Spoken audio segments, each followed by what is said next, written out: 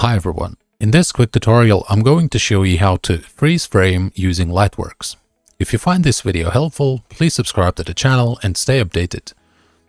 So here I have this video added to project contents in Lightworks. I'm going to drag and drop the video to the timeline, play the clip and find the frame that we want to freeze. So for example, this frame here at this point in time. Now I'm going to use this button to zoom in on this video so I have better visibility of the frames. Then I can either click button C on the keyboard or just navigate here and click here delete/cut.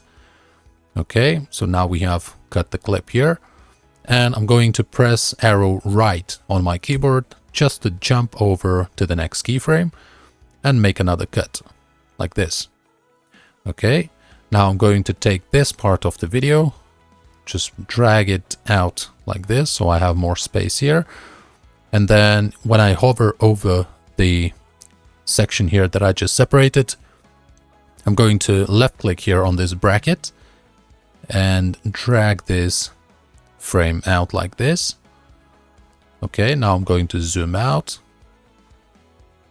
and make this frame a bit longer like this. Okay, then I'm going to right click on this section, open speed, and then under speed, open the drop down, select 0%, click apply. Then we can close this gap.